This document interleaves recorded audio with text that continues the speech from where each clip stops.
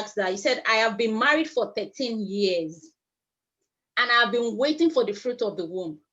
Finally, God answered our prayers and I conceived. I was very happy and excited. 6 months later, I developed complication and got miscarriage. I have been waiting since then, tried adopting, but we are still on the waiting list. And honestly, I'm hopeless and tired of waiting. I don't know what to do. Please help me. So, okay, Sister Tommy, please, I saw your hands raised. Please go ahead. Okay, no, so sorry. I just want to say some things again, as it relates to the first case study, which is,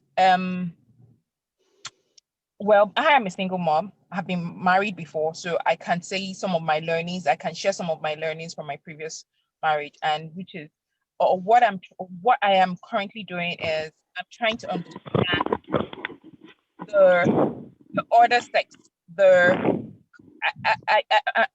I'm doing a lot of learnings about how men think and how they reason that is so different from hers.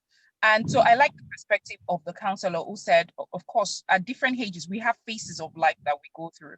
And, you know, at 37, she's expected to act this way.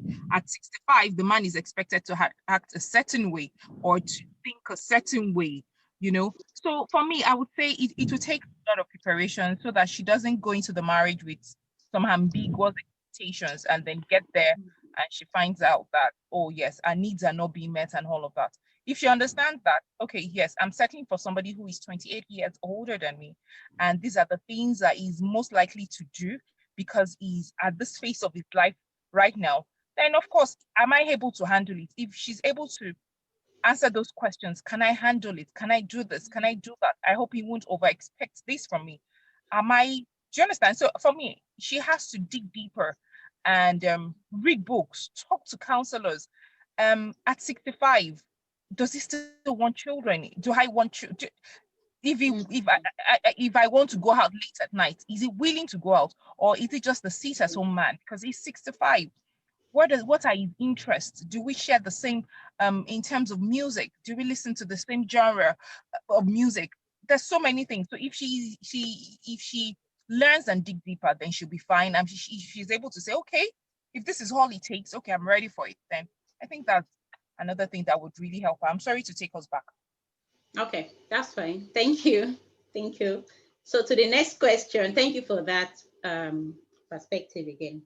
So to the next question, let's hear from you.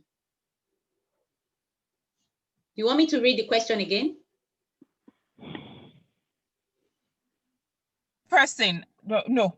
I think I got it. They've waited a while to have a child, and then she conceived and developed complications and lost the pregnancy. Yeah. And now, so they're waiting to adopt. Yeah, waiting. Yeah. Waiting to adopt. So what are the issues she's facing currently at the moment? So she felt like she's tired of waiting. How long has she waited for? She's been married for 13 years and she has been waiting since then. Okay. And yeah, so they later conceived finally. Okay. And yeah. Okay. So yeah, so she's been waiting for 13 years. I mean, I can imagine how drained emotionally she is. And then I don't know if people are putting pressure on her, society is putting pressure on her, where does she live? If she lives in Nigeria, I can imagine the pressure on her. The family pressure from the family, I don't understand. How is her husband able to protect her as well? Able to protect their marriage?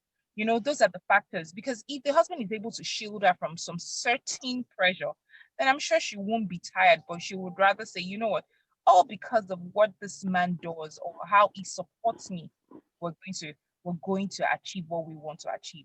You know, so a lot of support from the husband too would actually help.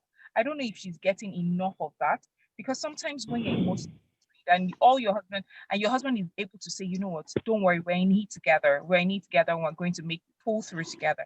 But if you don't get that from a man, or the man just condemns her and feels that, oh, all the problems are from her, why her mate's getting pregnant and she can't get pregnant, she finally got pregnant. So it depends on, but at the same time, you've decided to marry, you've decided to go through this, and whatever life brings to you or gives to you, you have to stand as a fighter and say, you know what, I am going to overcome. So I would encourage her today to say, you know what, stand your ground, keep your faith alive, keep up alive, and God will see you through. That's all I have for her. Thank you.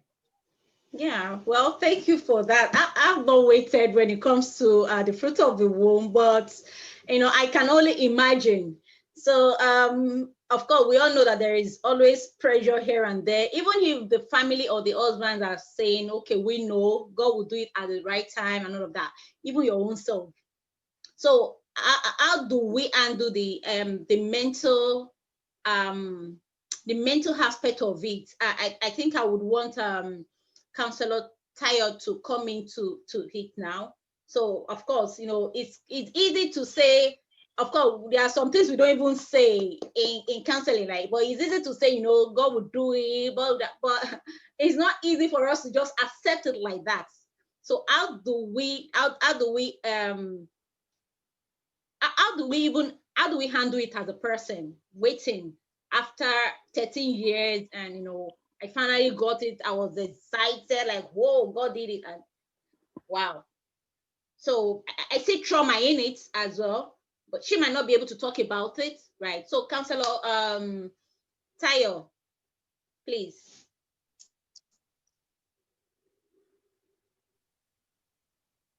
Okay. So my take would be that, first of all, I would like to salute our courage. Okay, thank you. Really.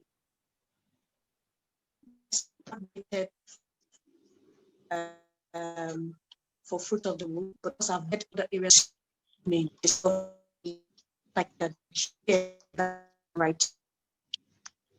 I would not want to give a jacket response to it, because in situations like this, how I am responding to my waiting season may not be how another person will be responding to our waiting season. What I'll suggest very strongly is of the experience she just had. She wants to go into therapy, so that we want to explore how specifically it's showing up. Sometimes within time, it can come as a curve. At that time, you're just so back in the euphoria of, oh yes, it is coming. I can even see it. I can connect with it, and it's happening, and all of those things. You're at that point, and you're on your high, if I can say. And then at this period, you're after, you just feel like maybe somebody just said something and somehow you heard it differently and it's hitting you. I'm speaking as something I've experienced before. It's just hitting you differently, and you're like, oh my God, what is this, God? Like, what is this? And it's getting to you, and that now becomes, you brood on it, you dwell on it, and now I'm caving in, and it's now showing up for me as, okay, I feel discouraged. I'm beginning to look at maybe other people that we probably got married at the same time, which are realities, things that we that can show up for us. So how is this specifically showing up for you? So is that thing we'll now deal with? Is this coming with a feel of disappointment? Is it coming with a feel of fear?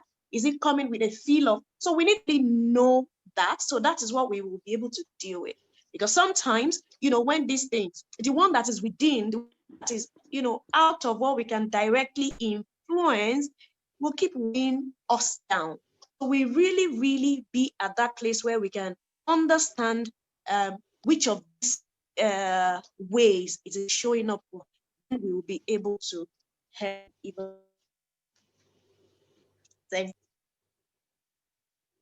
Oh, thank you very much. Thank you very much. Yeah, of course, we all know that the emotional aspect of it can be very draining. Yeah. Sister Nike, over to you, please. Can we get your perspective on this? So what's your advice to this person, and how can we handle it? And if you find, and this also, I want to also look into it as from the perspective of even a single lady, single mom who is actually waiting. You know, it's actually the same. It's, of course, they might have what's it called? They might have different yardstick to it, but you know, it's literally connected, like the same. So what's your advice to this person, Sister Nike? To be honest, the reason why oftentimes when we feel the way we feel is because we believe things are out of our control. The subject of conception is not like she can go and just grab a baby, or the adoption idea is not like, you know, even when they are not waitlisted. I understand from people who have gone through the adoption process that is quite an arduous task, because they have to do a lot of verification, a lot of visitation, a lot of all these processes that go into it before it's eventually finalized. But like Staderonke said, it's a subject of waiting in general. For this woman, it's in the case of waiting for a child. For some people, they are waiting for their life partner or their spouse. Or for some, they are waiting for maybe a job. For some, they are waiting. So we have different things at different in different phases of our lives that we've had to wait on God for. For me, I have waited for different things. When I was married, the last 3 years of my dating and the first 3 years of our marriage was long distance, and it was quite difficult. And after we had our first child, we had a delay between having our first. There was like a 4.5 year gap between our first child and our second child. And that was another waiting season. I mean, I may not have waited for 13 years, but I know that, you know, for many people, really the concept is the same. And how do I approach things like this? In life, I believe that there are things. The Bible says we should walk by faith and not by sight. But I believe that we find it easy to walk by sight for things that we can't control, because, you know, we just march out there and say, you know what, I can't take this anymore. I'm just going to this, that, and that. But really, I believe the concept of waiting, underlying the concept of waiting, is strong faith. One has to understand that I have absolute trust and confidence in God. I believe that He will come through for me.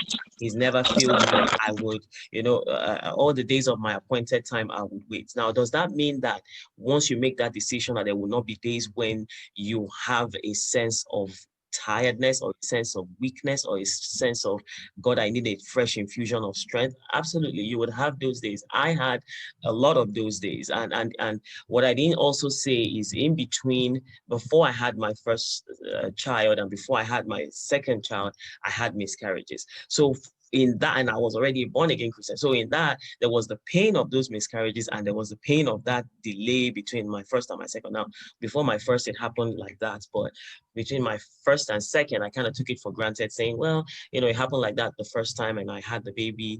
But then, you know, this one took a longer period of time, and there were a lot of things the doctor and all of that. But in all, I would say the experiences we go through in life, they make us better as children of God. That's my personal take. And whatever it is that comes our way, I look at it from the point of view of victory. Like, I know how this story ends. I'm just waiting for the unfolding. And I give this example, and again, like I said in the beginning, the things I'll say are based on my faith and what guides my life personally. I believe that if I've watched a basketball match and I already know the scores, the final score, if I didn't get a chance to watch it, if I just saw the final score and I came back to watch the game, no matter how close to the end of the game it is, I already know that this particular team won. And so the element of fear is no longer there. The element of that anxiety is no longer there. And I believe that as believers, what God has said to us is, in this world you would have tribulations, but be of good cheer, I've overcome the world. And so that means when I go into situations and circumstances that are not particularly how I expected it to be, I just trust in the one who holds my future. And that's really what has worked for me. And even when I do feel weak, you know, I go back to the word of God and draw strength from there. The Bible says, they that wait upon God shall renew their strength. You find a verse of scripture, and then you surround yourself with people of like mind, people of faith, people who can keep you lifted in prayers, people who, we would always have people who will say something that will throw you off. But for every negative word you hear, make sure you counter it with a lot of positivity. Recently, you know, in the last couple of weeks, God led me. I knew my neighbor was pregnant, and I was just checking in on her, and I found out that she had a miscarriage. And in that moment, you know, it's just funny how God said, the same comfort with which you have been comforted, you can comfort someone else. So I was able to, you know, I live in the US. I don't know if she's a Christian or not, but, you know, I shared my story. I was just honest with her, shared it a little bit longer than I've said it now. I just went into detail, let her know exactly how my story went, that, you know, you may see me now with 3 kids, but this and this and this is my journey. And just hearing my story, you know, she was encouraged. So by the time I was done, I said, but I am a believer, and, you know, I believe that God rules in the affairs of men. I said, do you mind if I pray with you? And, you know, it's interesting because I held her hands. The whole prayer was for about 3 minutes, just thanking God for them and trusting God for strength for her and her husband. And then a couple of days later, you know, she called me and said, I don't know what magic you worked, but, you know, apparently at the time she spoke to me about it, she was expecting her period. And, you know, she said, I don't know what magic you worked, but my period started the very next day. And, you know, for me personally, it was just an encouragement. And I said, God, you know, make this, I know you can, you know, every circumstance. And she my time talking to her, she was sharing how now she believes it's made her marriage better. You know, they're stronger, and, you know, they are just believing, they believe that now they want to make God more of a focal point of their marriage. So, you know, the things we go through, hindsight is always perfect vision. I know when you come out on the other side, it seems like, well, you're talking like this because, you know, now you have the kids and all of that. But no, the process may be long, may be tedious, may be painful, but we have God. And really, at the end of the day, when things happen in our lives, as long as you know you are not alone, which the Bible already guarantees, it said, I will never leave you nor forsake you. If he's with you, then you will come through. That's my. Thank you so much for sharing, Sister Nike. Yeah, thank you very, very much. Wow, okay. I think the room is getting hot for me here, right? Okay,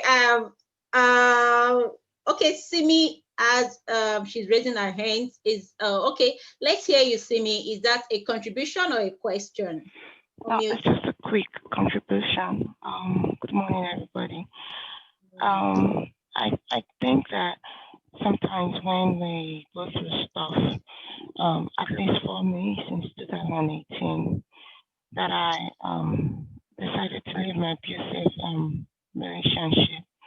It's been really rough, you know, being in a country without your documents, living you know, I was like, you know, a few people, like I've told before, I was earning in millions per month before I left Nigeria. So, you know, coming from there to nothing to having $0. The day I left my husband, I left with $0 and a baby, and a 3-week-old baby. So even as much as I may not have waited for having the fruit of the womb, but I've also been in extremely tough situation. And I put the word extremely tough because when you get to a point where you start thinking that you're better off dead than living, because there's absolutely no way you can live like this. But my healing really started when I accepted my situation. I think a lot of times, when we're going through something, we need to like spell it out the way it is. Like, okay, this is where I am. This is what is going on. These are the consequences of what I'm facing. I was also dealing with shame because I had colleagues that were in the same group that were now, they used to say, oh, Simi, how did you do it? Oh my God, how did you get this job? That were now, like, I was like a source of inspiration for people because I was working with an international firm. And people started looking for international jobs because they were like, oh, if Simi can do it, then I can do it.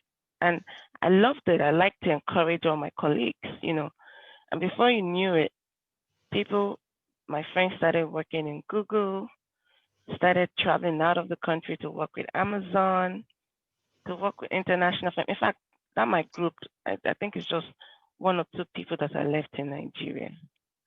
So when that situation happened to me, jobless, poor is even this understatement. Poor as a church rat, broke. I couldn't even afford to buy shoes. And I'm not talking about buying shoes for fashion. No. I'm talking about buying shoes because you need it. The weather changes here, You can't wear the same shoe you wear in summer for winter. And I remember one particular day, I was putting on slippers, like bathroom slippers in Texas in winter. Although Texas winter is not, it can be really cold, and it was brutally cold that day. It was below freezing point, and it started raining. And I stood on the road and I cried. Like, I cried so much I couldn't even feel that cold anymore. So I went through all of that, and I moved from Texas to New York in the bid that, okay, maybe the nostalgia of everything that happened in Texas is what's getting to me, because I was almost losing my mind. Like, literally, I was about to run mad. I wouldn't comb my hair. I will not bathe for days. Basically what you see on the streets with those homeless people, I was gradually turning into that person. So I was like, you know what? Could you marry me? Sorry for those that don't understand Yoruba, but it's hard to translate that kind of thing. So I decided to move to New York. On getting to New York, it was better because I wasn't feeling that nostalgia of the environment. But I noticed that I was just going round and round in circles. Today I'll be happy, tomorrow I'll be sad. Today I'll be happy, tomorrow I'll be sad. And sometimes I'll just want to be indoors for a whole month, not see sunlight. And I have a baby with me, remember? We need to be social. We need to go and play. We need to go to the park and play. That's what babies should do. They should play. They should have play dates and all of that. But was I going to church? Yes. Was I hearing the sermon? Yes. But when did it start having effect? And that's why I bless God for the Elevation Church, because of the practicality in the word. Is when I sat down and I said, you know what? Let's take emotional inventory of my life. Let me also take spiritual inventory of my life. Let me also take psychological inventory of my life. Heck, let me take financial inventory of my life. And I said, Simi, this is the amount you get every month based on government assistance for your child, because they didn't give me because I'm not a citizen. This is how you're going to live your life and cut your coat according to that size. Face it, it is what it is. This is your situation. Accept it. And when you accept it, you manage your expectation of what is going to happen, of how society is going to treat you. In those periods, when you walk into offices or you go to some offices, they make it size you, they look at you from head to toe, they address you a certain way. people are rude to you. And just like, before I used to cry like, it's not because of what I'm going through. But now, no, I kind of expect it. When I'm going somewhere, I expect it. When I'm talking to my friends, I expect it. And if it doesn't happen, oh well. But if it happens, I'm just like, because I've how do I put it? I've put it down on a map. I was like, okay, you know what? I think this is something that the Holy Spirit told me, because I'm a product manager. That is, I manage projects for a living. The Holy Spirit told me, product manage your life. And when you want to product manage something, you start with the objective and you draw a roadmap. And in that roadmap, it is like, okay, this is where we are. What do I do to get to this point? And for you to get to that point is for you to accept in complete, without a single iota of denial of where you are. It's very important. And I know that they used to tell me this thing in therapy. I just didn't understand it in depth. Accept where you are. Don't deny this is my situation. I'm waiting on a child. I'm waiting on God for a child. Oh, I have medical complications. If I take in, I might lose it. My faith is that I don't lose it. But if I lose it, what am I going to do? So that way you are prepared. Now, if I walk into job interviews,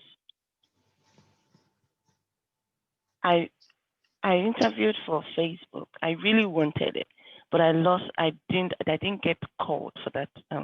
I wasn't given that role. I wanted it so bad that I was screaming at God and I was yelling because I was so upset. Like, God, after 2 years, I was literally sitting on my own. Facebook contacted me. Facebook. I was so excited, like, yes, God has finally done it. And then they sent me rejection after interviewing, because there are 4 levels of interviews, So I had gone through, and they said, oh no, sorry, we cannot move forward with you any longer. And I was so upset. But I also said to myself, I'm applying the same principle. And this is not a lack of faith, but it is an understanding that times and season is not in your hands. You cannot control time and seasons. You absolutely cannot. No matter what you try to do, no matter how much faith you try to do. I remember one thing that Pastor Godman said, that no matter how in a hurry you are, you cannot force God to do what he planned to do tomorrow, today. There's nothing. So you're better off laying aside that anxiety. You're better off laying aside that fear, that oh, what people think, that shame. It is all a strategy to distract you from what is going on in your life. Because trust me, no matter how bad the situation is, there are other things going on in your life. As bad as my situation was, I was a mom to a very healthy and sound baby. My baby is 2 years and 2 weeks, and she knows her ABC. She knows her 1 to 10, and she knows her primary colors. And let me tell you, I did not sit down to teach her elaborately. She watches these videos and she catches it like, her brain is like a magnet. So imagine if I'm still brooding over what I did not have or what I don't have. I will miss those moments. So the moment you accept it, it frees you up of all those burden, and it allows you to concentrate on other things that is going on in your life. And there's no perfect life. The society has painted a picture of how life should be perfect. A woman should give birth. A woman should be married. A man should be this. A man should... That's all society. Thank you. Wow. Thank you very much for sharing, Simi. Wow. Okay. I can actually relate to it too. I can. Yeah. You know, that period where we wait. But while we're waiting, I think it's something I would also ask later on. So what should we be doing while we are waiting as women? You know, why we know we are emotional beings, like even the men are, but they don't tend to accept it, but we are. And what should we be doing? Okay, Sister James, do you have a contribution to this in particular? Will you want to share with us, please? What I will just say is we go through different phases in our period of waiting. Whether it be waiting for a child, waiting for a job, waiting for this big break, waiting to be married, whatever the form of waiting is. From my experiences, we go through different phases in our period of waiting. There are times where you are on a high, where you are very expectant, know that this is going to happen soon. And then you are dancing, there's a skip in your steps, there's a song on your lips, you know, you've got a word of prophecy based on the word of God to throw out if anybody, you know, says anything to you.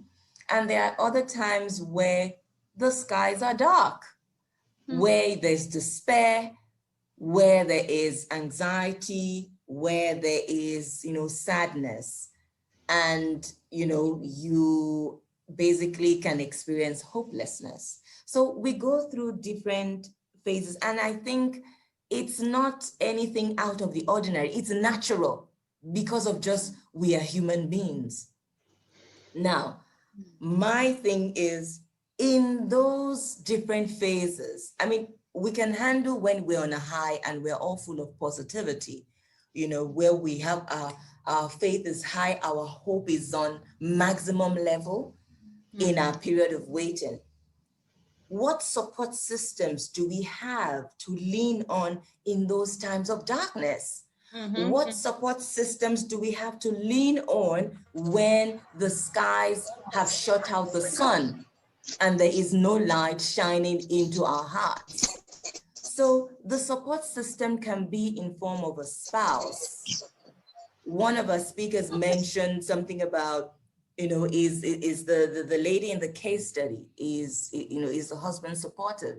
So what kind of support system do we have in our spouses? Because even, you know, men also have waiting periods. Who, as women who are spouses to men, what kind of support system do we provide to the men in our lives? Support systems in form of family. Because you might be a single person who is waiting, you know, you are in a period of waiting for a spouse. Your family becomes your support system. Your friends become your support system. Your faith becomes your support system. What the faith you subscribe to becomes your support system. There can be, you know, for some of the people who may not have faith, you know, as we do, their support system could be in form of charity. So that's when they go all out, they help other people. You find this lady has opened up her heart to adoption. For somebody who, you know, is in a period of waiting, that's when the person can double up on, you know, being generous towards orphanages or other good causes. So you asked a question about what do we do in our period of waiting.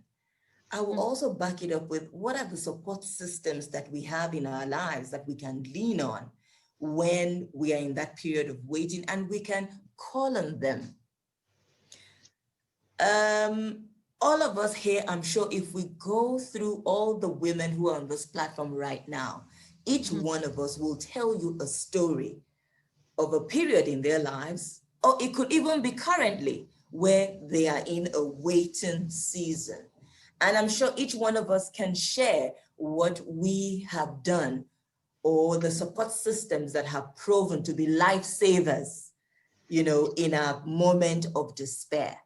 So that would just be my my contribution, that it is a normal thing to go through different phases in our waiting period. And then what support systems do we have so that we are not alone in our times where the waiting is a burden on our hearts and we just can't carry it all by ourselves. And it's good to tap into those support systems to keep us, you know, moving and not just standing, not just to be stagnant, just to stand, but also to keep moving, because the truth of the matter is we must live our lives regardless of what we don't have currently. Because I don't have a husband does not mean I will not live my life fully. So I must continue to live my life fully as I wait for the husband to show up. I must continue to live my life fully as I wait for that dream job to come to me. I must live my life fully, whether I have a child or not. So what are those things that will help us? Our support systems will help us continue to live while we're waiting. Thank you. That's amazing. Thank you for that perspective. I can see Priscilla's hand. Okay, you can unmute yourself before I go to the next question. Please unmute yourself and ask your question. Is it a question or a contribution? It's actually a contribution. Okay. My experience. So I will quickly answer what the question she asked. What are those support systems that we can depend on or rely on? Okay, for me, I had to speak almost all the time with my gynecologist. So I made my gynecologist my friend. So this gynecologist happened to be the one that I saw from way back. What happened was I started my period when I was in JS2. And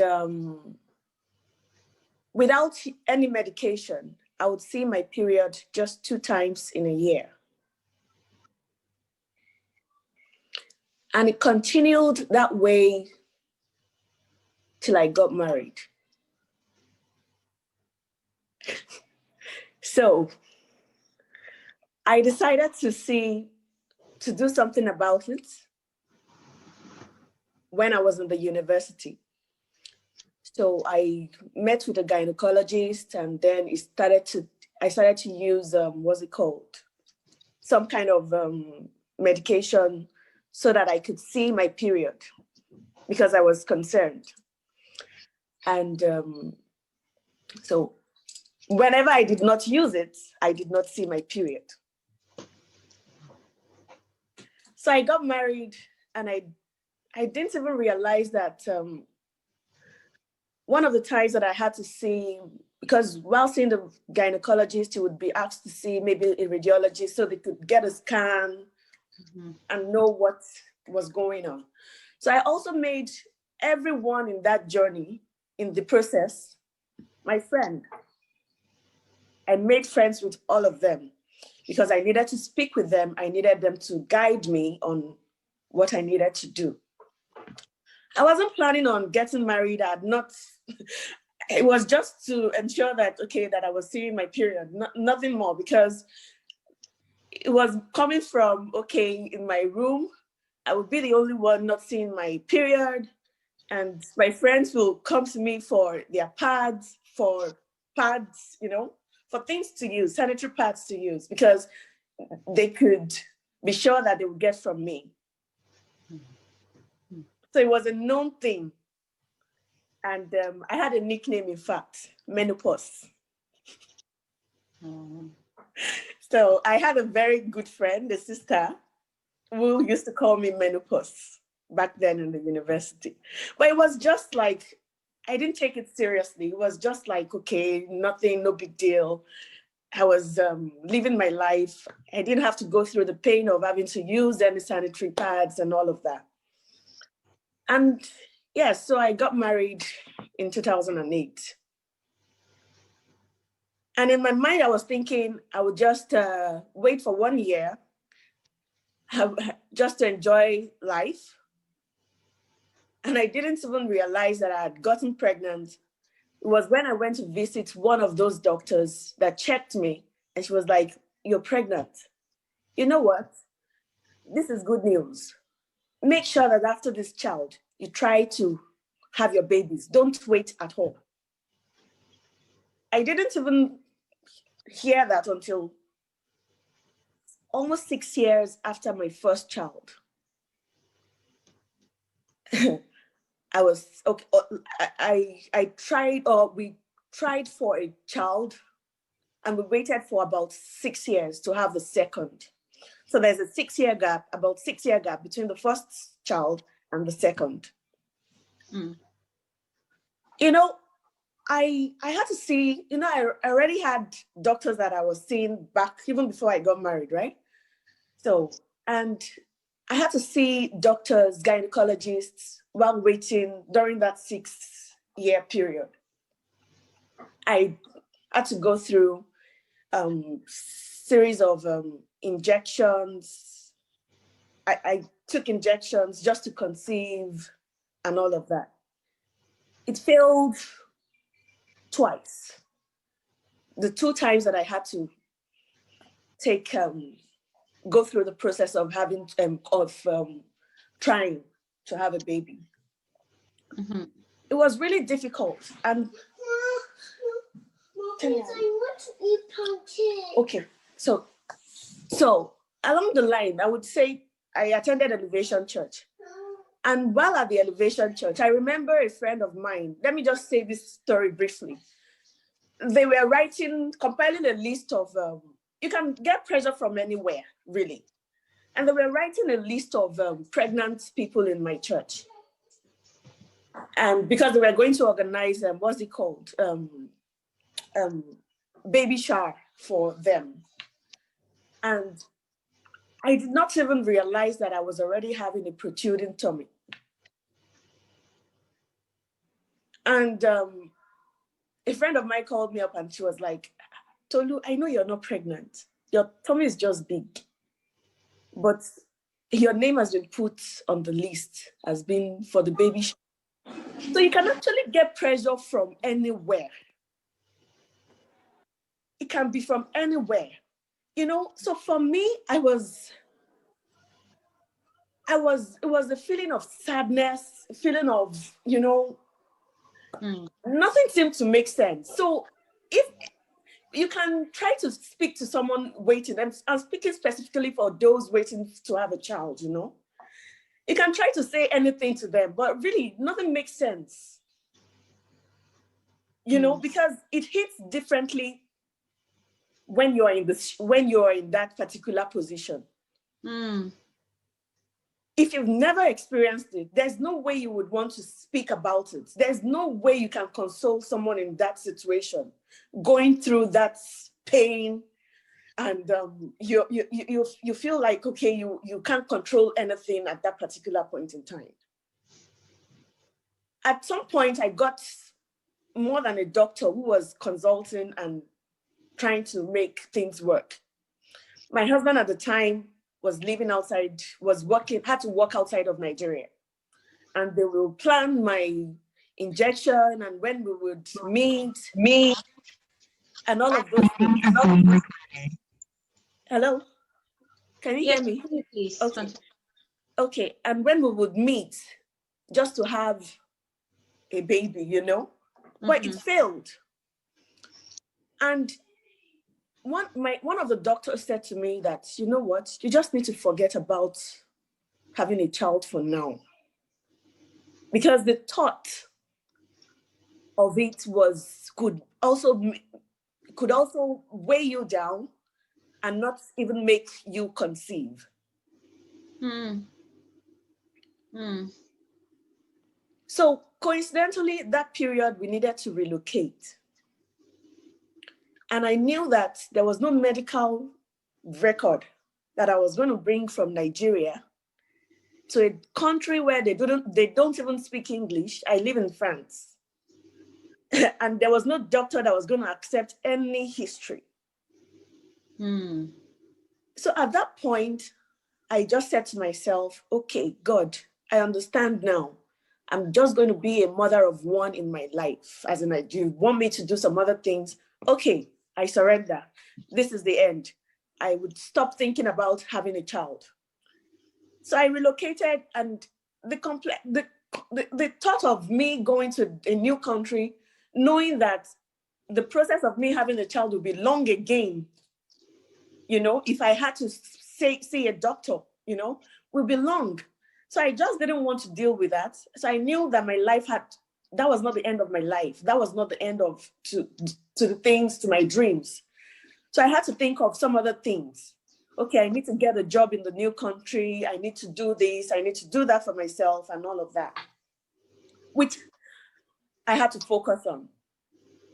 And believe you me, when I stopped thinking about having a child, without medication, without any injections, I took him. So I would like to, I'm saying this just to encourage someone. Sometimes if we think too much about our situation, it can also hinder that we actually expect. So let's try. It took a lot of support or encouragement from myself and people around me, you know. So I would say that with God, everything is possible, and let us not lose hope. Thank you. Thank Yeah. you. Thank you. Thank you very much. Thank you for sharing. That is amazing. That is so awesome. Thank you. Don't lose hope. With God, all things are possible. All right. I have a question for